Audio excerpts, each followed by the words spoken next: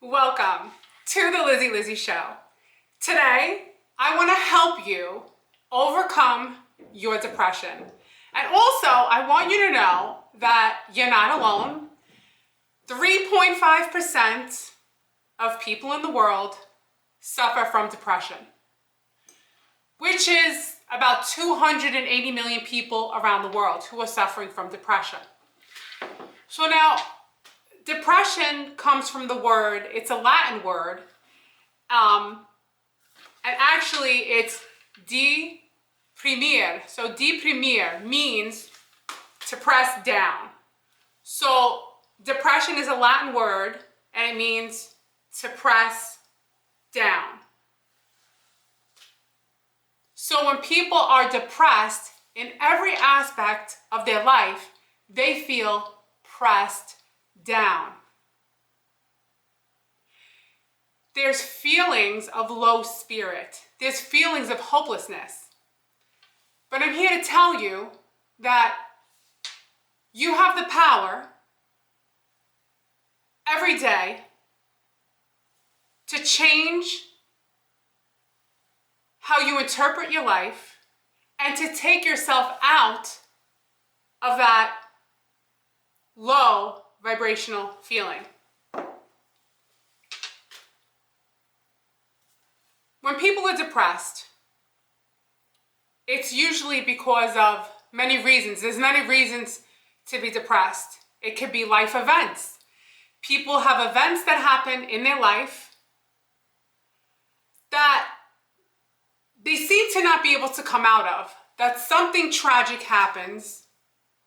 And before I keep going with this, I want to also say that some events are so devastatingly tragic that there is a level of difficulty to just come out of it. So I'm not here to tell you it's simple to come out of devastating experiences, life experiences, which is one of the reasons why people experience depression.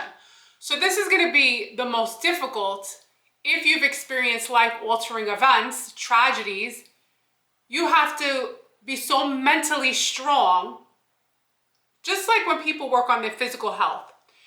People who are mentally strong and build that strength, they're no longer walking on a flat path. Just like physically, if you are always walking on a flat path and now you have a hill to go up, you now do not have the muscles required to go up the hill. So now you're huffing, you're puffing, you're struggling. This is the same thing emotionally.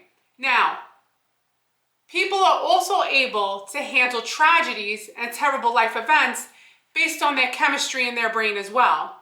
So there is advantages. So don't feel bad. There are advantages that some people have from the day they're born because of the chemicals in their brain. Everyone's mindset and everyone's spirit and everyone's soul is different. So if you have 1,000 people who experience the same life-altering event, some of them, because of the way their brain chemistry is, can come right out of it. But this video is for the people who struggle, and don't feel bad. Don't compare yourself to the people who, by the grace of good chemistry, are able to come out of it. Also, depression comes from grief, but grief and depression are different. Grief comes in waves. You have moments where you're saddened because you are missing that individual. You're missing that pet. So it comes in waves, right? And with grief, it gets better with time. And you could also live in the memory of the person that you loved. You can use the grief and be happy. Now, I know this seems paradoxical, but you could be happy that you have someone to grieve. You loved someone or something so much that you're grieving them. Now, how does grief and depression correlate? I think people get depression and grief confused. If you think that you're depressed because someone or your pet or a person passed away and now they're in heaven, you're not depressed. You're in the grieving process.